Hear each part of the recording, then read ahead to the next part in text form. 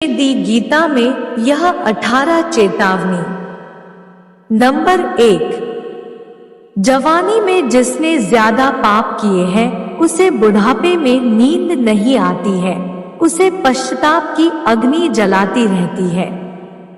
Number 2, भगवान ने जिसे धन संपत्ति दी है उसे गाय रखकर सेवा जरूर करनी चाहिए, इससे भगवान प्रसन्न होते हैं और हमारे द्वारा जाने अनजाने में किए गए पाप कटते हैं।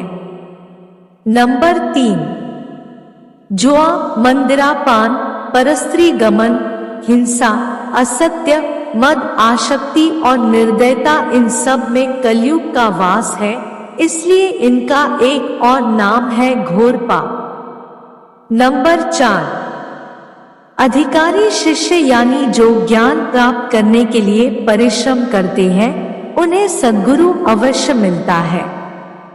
नंबर 5, भगवान श्री कृष्ण कहते हैं कि मनुष्य को अपने हृदय को बार बार समझाने की कोशिश करनी चाहिए कि ईश्वर के सिवाय उसका कोई नहीं है।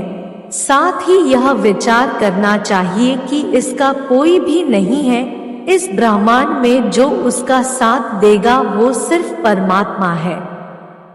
नंबर 6, भोग में क्षणिक सुख प्राप्त होता है, साथ ही त्याग में स्थायी।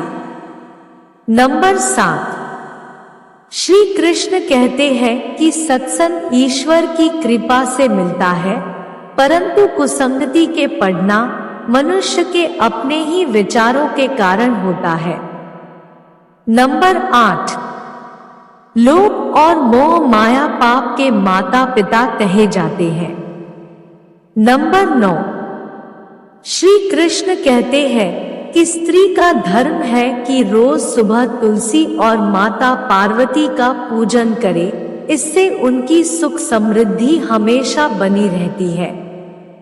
नंबर 10, मनुष्य को हमेशा अपने मन और बुद्धि पर विश्वास नहीं करना चाहिए, क्योंकि ये बार बार मनुष्य को दगा देते हैं। खुद को निर्दोष मानना बड़ा गुनाह साबित होता है।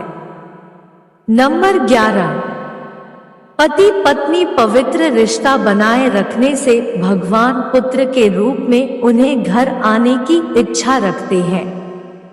नंबर 12, भगवान इन सभी कसौटियों पर जांच परख कर मनुष्य को अपनाते हैं, इसलिए मन में कभी भी गलत विचार नहीं रखने चाहिए, सबके साथ सदैव प्रेम भाव से रहना चाहिए। नंबर 13, सुख एवं दुख मनुष्य के भीतर ही निवास करते हैं, परंतु मनुष्य उसे घर में, स्त्री में, पुत्र में और संपत्ति में बाहरी सुख प्राप्ति के लिए ढूंढ रहा है। नंबर 14, भगवान श्री कृष्ण कहते हैं कि उपासना केवल शरीर से ही नहीं मन से भी करनी चाहिए, ईश्वर का वंदन उन्हें प्रेम बंधन में बांधता है। नंबर 15, मनुष्य की वासना ही उसके पुनर्जन्म का कारण होती है। नंबर 16, मनुष्य इंद्रियों के अधीन है, इसलिए उनके जीवन में विकार और परेशानियां आती है।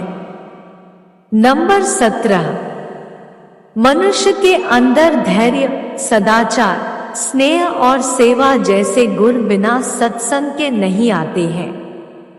नंबर 18, श्री कृष्ण कहते हैं कि जिस प्रकार शरीर के वस्त्र मैले होने पर उन्हें साफ करते हैं, उसी प्रकार मन के मैल को भी साफ करना चाहिए।